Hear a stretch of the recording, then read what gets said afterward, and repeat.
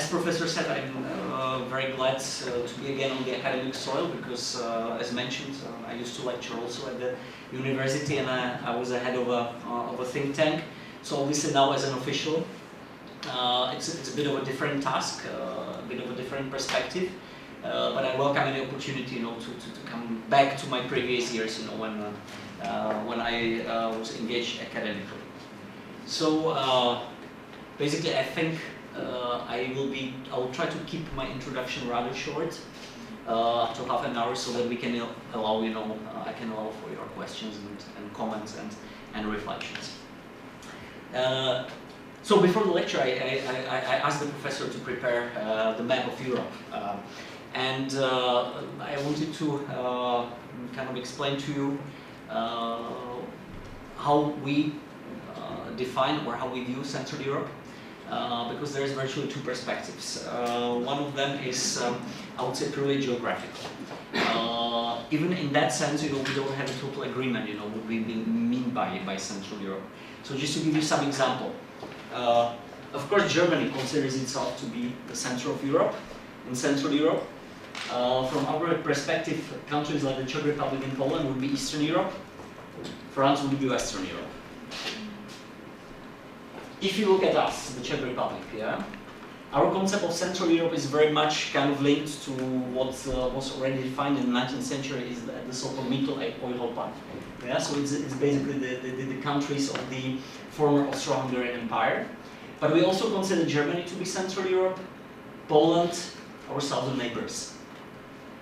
If you move further east, Hungary considers Central Europe also the countries that, for instance, contain significant Hungarian-speaking minorities.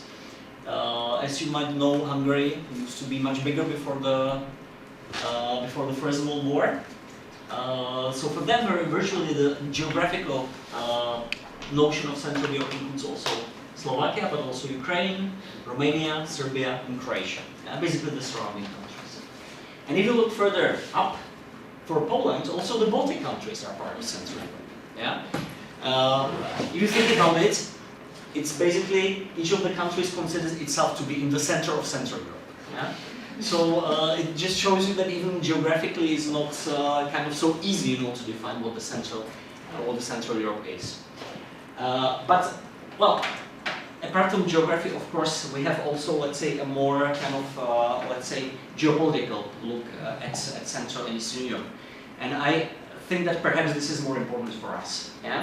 When we speak about Central, or we often use the term Central and Eastern Europe, we relate to the group of countries that used to be in the communist or the Soviet. Technology. I try to speak up as much as possible, but it might be better so that I can move. Thank you. So geopolitically, when we speak about Central and Eastern Europe, we virtually mean the countries that were formerly in the Soviet bloc, but after 1989, the year of the big changes that in our country we call the Velvet Revolution, the kind of peaceful overthrow of the communist rule, basically decided to go west, if I want to put it that way, to integrate with what we call the Euro-Atlantic structures, by which we basically mean two organizations. That's NATO, the North Atlantic Alliance, and the European Union. So, Central and Eastern Europe includes the three Baltic countries here, then the so-called Visegrad 4 group, Poland, Czech Republic, Slovakia, and Hungary, Slovenia, lately also Romania and Bulgaria, that acceded to the European Union a bit later than the other countries that I have named here. And last but not least, Croatia. With the Balkan countries, it is a bit difficult, because they view themselves, as part of the Central and Eastern Europe. But they are not in the European Union yet, even though they are the so-called applicant countries, So their ultimate aim is to join the European Union. So this is more of a geopolitical view of our region.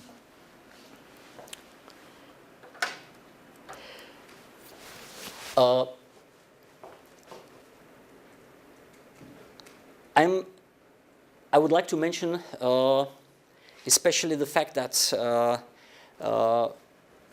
the region, of course, has been, in the past quite in a geopolitical turbulence, I would say. Yeah. So after the fall of communism, there was a moment when basically all the countries decided, to opt for this integration with the Western European or Euro-Atlantic structures. So one of the mottos of the, let's say, our foreign policy after 1989 was the so-called return to Europe. Yeah, which means basically, integrating with the Western European countries, and this was going through different, I would say, paths. Yeah, through different kind of initiatives. It was a bit different, in the former Yugoslavia. This is a different story, which I leave aside for the time being. You might know that the case of Yugoslavia was a very sad and very unfortunate one. Because at the beginning of 1990s, we had basically a violent, uncontrolled process of disintegration. Some of the countries, they, let's say, ended up quite well, like Slovenia, where there was what we call the 7-day war, which was not actually a war, it was just some kind of clashes after which Slovenia proclaimed independence. But with a very kind of prolonged and bloody conflict, for instance, in Bosnia and Herzegovina. And of course, the last bit, was the conflict when Kosovo separated from Serbia in 1999, with the official declaration of independence about a decade later. I think the first initiative that appeared, in the region after 1989 was actually an initiative or an organization that today you actually don't hear much about. Yeah, I wouldn't say that it lost completely its relevance, but certainly it's not the main format of the cooperation among our countries, and that was the so-called quadrilateral, which included 2 countries in Western Europe, Austria and Italy, and 2 countries in former Soviet bloc, which was Hungary and Yugoslavia at that time. Yeah. And the aim of this initiative was basically to show that the countries that were originally on the 2 parts of the Iron Curtain, the West and the East, can cooperate, and in a spirit of kind of mutual, kind of recognition and spirit of cooperation. Of course, it got a bit complicated with the early disintegration of Yugoslavia, but quite soon after this quadrilateral was created, it actually was extended into pentagonal, because Czechoslovakia became a part of that initiative, and shortly after that also Poland. And successively other countries of this region joined this concept, which became the so-called Central European Initiative. So when you hear today this abbreviation CEI, it relates to the Central European Initiative, which was actually the first format of, let's say, regional cooperation after 1989. But today, it's, as I said, I mean, it still exists, but it's more or less focused on very soft issues, such as, people-to-people contacts and the support of tourism, for instance. But it still does exist. Another regional integration project that started soon after 1989 was the so-called, yes, shall I? You have to just move the mouse. Yeah, the mouse. Okay, right. Okay, I know how to do it now. Another project which embarked soon after 1989 was the economic integration between the formerly three and then 4 countries, which also constitute the Visegrad Group. So Poland, Czech Republic, Slovakia, and Hungary, the so-called Central European Free Trade Area, CEFTA. CEFTA. The aim of this initiative was basically to show that these countries can cooperate on economic terms even before they joined the European Union, which was the ultimate aim. So basically, the aim of the free trade area was, as we know, is usually the case of the free trade areas. That means that the countries participating, they basically remove obstacles to trade. So they keep their own tariff policy, their own customs policy, but for the mutual trade, there is a liberalization. So it's kind of facilitates the free flow of goods in between those countries. Also, the Central European Free Trade Area has actually moved more to the, I would say, the southeast of Europe. So the countries that are part of that today are basically the countries that are aspiring for the membership of the European Union. Obviously, our membership in this organization ceased with our accession to the European Union, because it's not compatible, to be basically a member of two free trade blocs. Yeah? Now I'm going to mention the third regional initiative, which I would say is probably the most important for us. It's in the cornerstone of the regional cooperation, and that's the so-called Visegrad cooperation, which originally included three countries: Czechoslovakia, Hungary, and Poland. But as you know, our country decided for the so-called Velvet Divorce in 1993. So since the 1st of January 1993, we have peacefully divided the country into the Czech Republic and Slovakia. So the Visegrad 3 became Visegrad 4, and this is what it remained until today. So this initiative was launched in 1991, so more or less 1.5 years after the fall of communism. And it is called Visegrad because the leaders of the three countries at the time met at the small place at the castle called Visegrad, which is between Slovakia and Hungary, more or less here, north of Budapest. And it had a very symbolical meaning because it was not the first time that the leaders met there. It actually alluded to one event that happened a very, very long time ago, notably in 1355, when the three kings met also in Visegrad. It was the King of Poland, Casimir III, the King of Bohemia, John I of Luxembourg, and the King of Hungary, Louis I of Anjou. Yeah? And the reason that they met was also to forge some kind of regional cooperation. But that kind of regional cooperation was, of course, different from the one that we envisaged in 1991. In 1355, they met mainly to envisage a merchant routes that would bypass the city of Vienna. Yeah? You see was here, which was kind of abusing. It was the so-called staple port at that time, which means that all the goods that the merchants passed through Vienna had to be unloaded there and had to be offered, to the local market, which was not advantageous for the Czech, the Polish, and the Hungarian merchants. So they decided that they will kind of bypass Vienna for trade between these three kingdoms. Where our presidents met in 1991, the aim was different. It was not to bypass Vienna, but actually to bring us closer to Vienna. Yeah?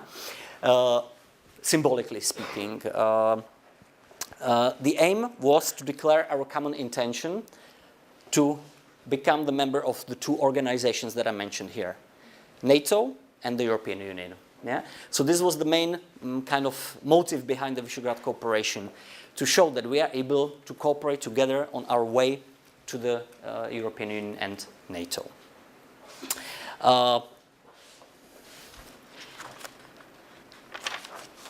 It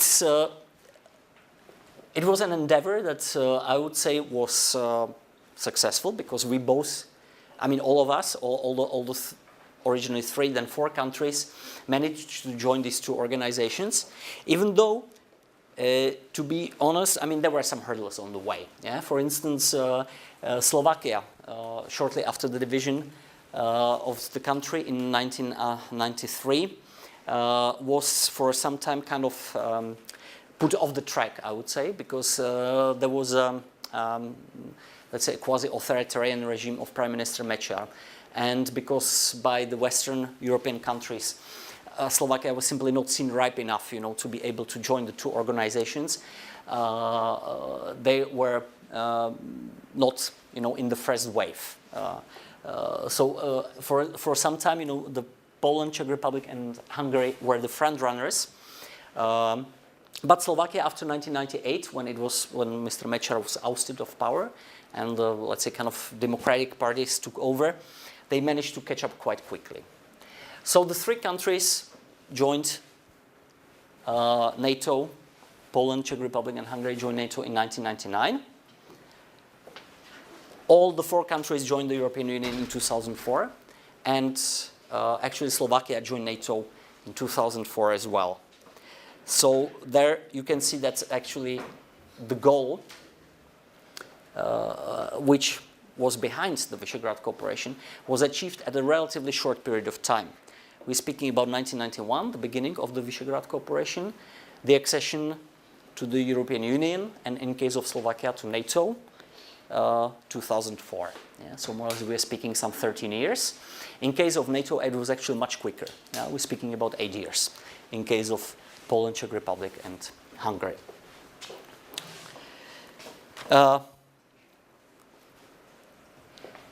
You can say that's okay.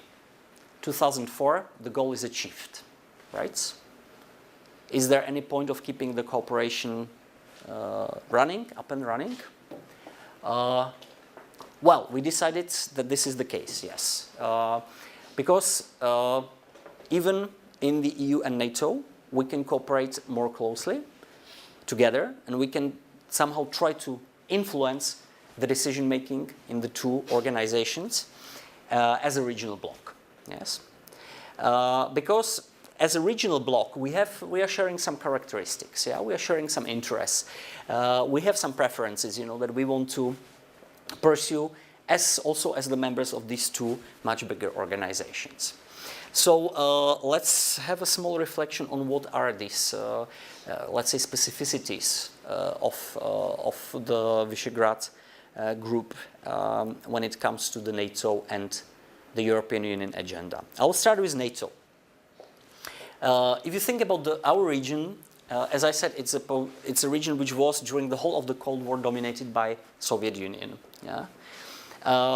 Two of our countries, or actually three, notably former Czechoslovakia and Hungary, has a direct experience from basically Soviet-led invasion during the Cold War. In Hungary, it was the crashing of the Hungarian uprising in 1956. And in Czechoslovakia, it was basically the termination of the so-called Prague Spring, yeah, which was kind of the upheaval, of the kind of pro-democratic forces who wanted to bring back, some kind of plurality and free political competition. If you look at Poland, it has even, I would say, worse experience with the kind of Russian domination than the other countries. And until today, if you talk to the Poles, there's two traumatic events in their history where Russia took part. One of them is the so-called Triple Division of Poland, which happened at the end of the 18th century, when the Kingdom of Poland was actually divided between the three surrounding powers. Prussia, its predecessor of Germany, in the west, Austria, or the Habsburg Empire in the south, and the Russian Empire in the east. So basically, if you think that, Russia took a big part of the eastern part of Poland and dominated it until the regaining of independence in 1918. And the other one was just what happened preceding the Second World War, the so-called Molotov-Ribbentrop Pact, when basically the Soviet Union and Germany made a secret deal to simultaneously invade Poland from the west and the east and divide it, in half. So what I'm trying to get to is that when we joined NATO, our group of countries, try to kind of bring a more I wouldn't say anti-Russian sentiment, but I would say a great deal of realism, of the policy towards Russia due to the historical experience that we had with the Russian domination. The other important element was that I would say our countries are the so-called, or I call them, instinctive Atlanticists. Atlanticists means that they, support a very strong relation with the United States. It also has some kind of historical explanation because the United States, in the view of many of our people, were the ones who have never basically betrayed us. As opposed to, for instance, in the Czech case, the United Kingdom and France, who concluded back in 1938 the so-called Munich Agreement, where basically, they together with the Nazi Germany at the time and Italy forced us, to give up part of our borderland, which was inhabited mainly by the German population. Yeah, so there is a great degree of, I would say, affinity to the United States as the main guarantor of security and also democracy. Yeah.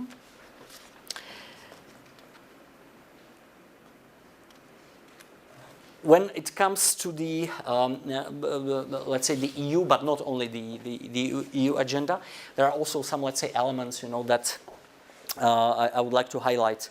That I think our group has kind of brought to the forefront of the EU attention or policies. The first one, again, has to do with the fact that we had to transform, basically from communist totalitarian countries to democracies and free market economies. So there's this kind of transformation experience has made us to focus a bit more on the issues of democracy and human rights, and we want to support it also in the external relations. Yeah.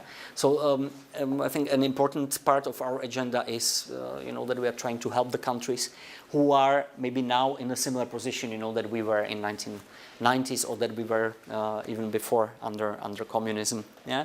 So it's the support for democracy and human rights.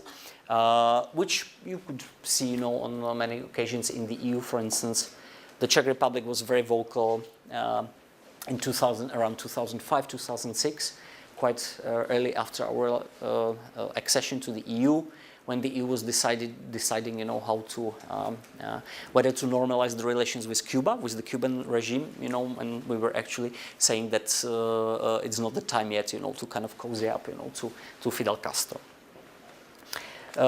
Another quite important area when we speak about economics is that inside the European Union, I think we are one of the main promoters of the free trade, because all our economies have profited immensely, from the free trade after the fall of communism and our integration, not only in the European Union but also the WTO, the World Trade Organization.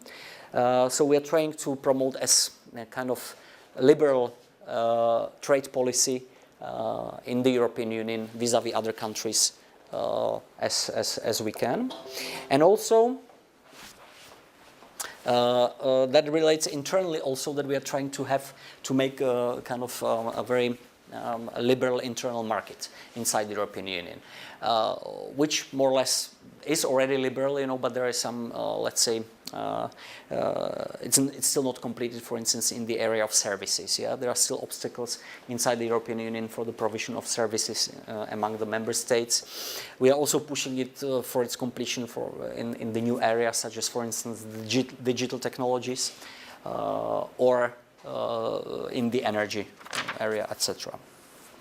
If you look at the foreign policy of the European Union, then we are there are, I would say, particularly two elements that we are supporting as a group. First of them is developing and fostering relation with the countries in Eastern Europe, namely the so-called Eastern Partnership. That's a policy which was actually launched 10 years ago during the Czech Presidency of the European Union, and it has an aim of kind of bringing closer to the European Union the 6 countries: Belarus, Ukraine, Moldova, and the 3 countries that you can see there in the Caucasus here: Armenia, Azerbaijan, and Georgia. Yeah. This is especially the Czech Republic and Poland have been very strong supporters of this policy. And the other area includes the Western Balkan countries, which is the former Yugoslavia, where we also try to support very strongly their accession to the European Union, because we are convinced, that they deserve that. After all the traumas, of the wars in 1990s, where actually European Union was not able to stop that bloodshed at the time because we didn't have the tools and maybe even the courage at the time. So we are supporting, the accession basically of the countries such as Bosnia and Herzegovina, Serbia, it's North Macedonia, Albania, and Kosovo and Montenegro. Yeah. So this is, I would say, also another element that we brought into the discourse. Perhaps because, as I said, I don't want to speak too long. It's important for you to realize that our cooperation as the Visegrad Group is mainly informal. So basically, we don't have a permanent institution like a secretariat or something.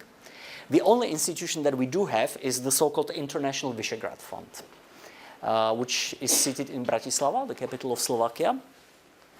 And it is a very, very useful tool which supports the cooperation mainly in between the four countries, but at the level of, let's say, the people-to-people contacts, civil society, NGOs, etc. Yeah. And it actually proved as a very useful tool in also kind of bringing our people closer together. Because, well, as you can imagine, history is still present also in Central Europe. There are various animosities, various prejudices, between us.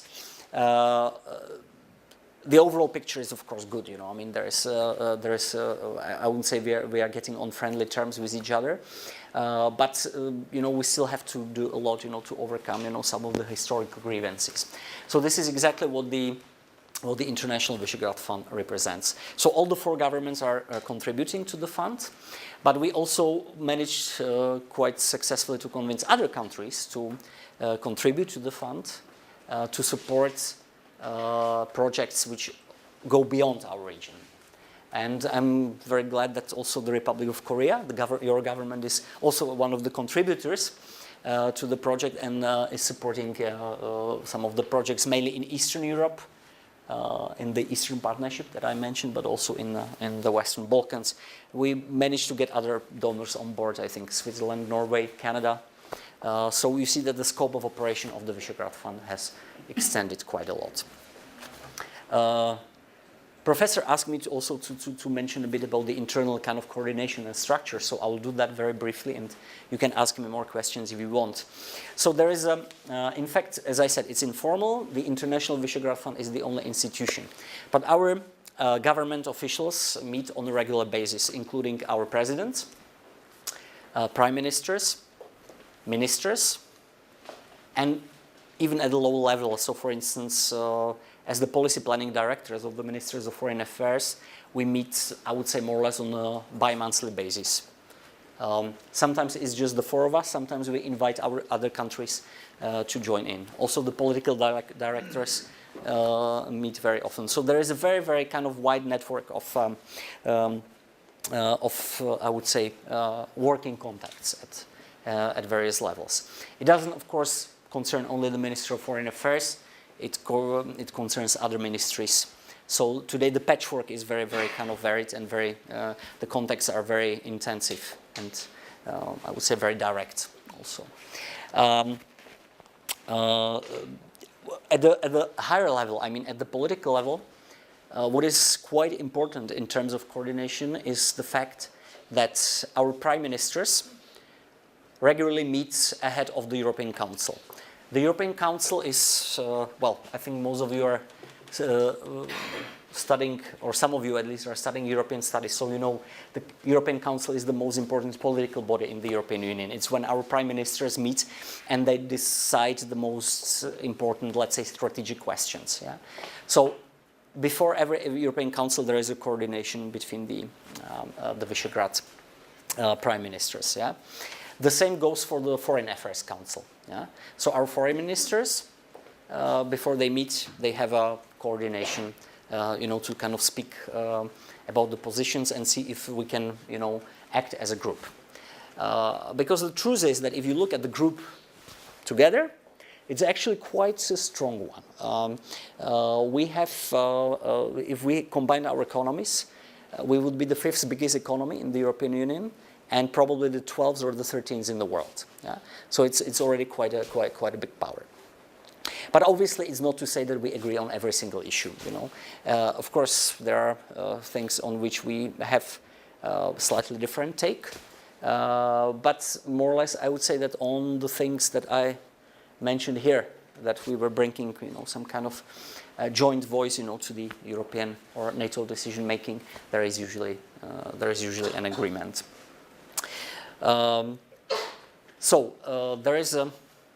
There's actually three different presidencies in the Visegrad group. The one relates to the presidency of the Visegrad Fund, the one and only institution, which basically means that on a rotating basis we appoint a director of the fund. Yeah. Then there is also our presidents meet, but that's more symbolical. So there is a different kind of rotation. It's not exactly the same as in the fund, but it's always, like one country after another and then again.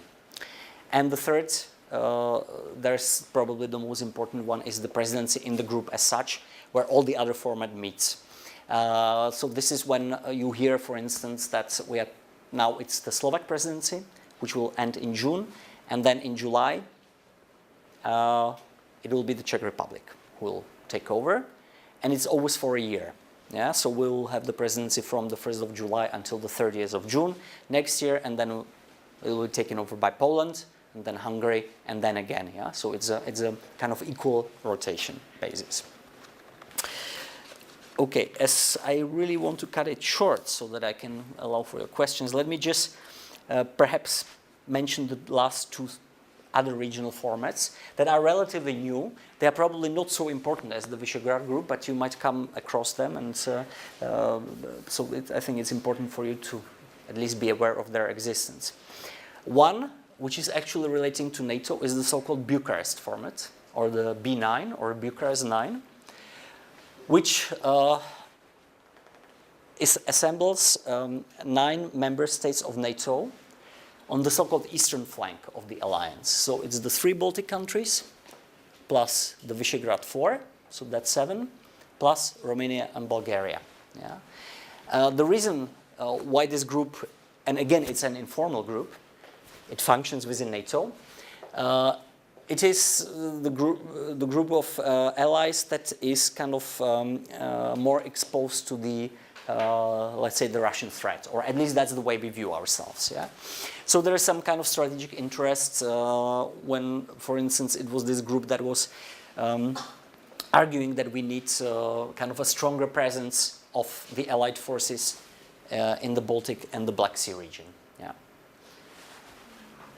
So this is the Bucharest 9, and one last that I want to mention, it appeared only a few years ago, is the so-called Three Seas initiative.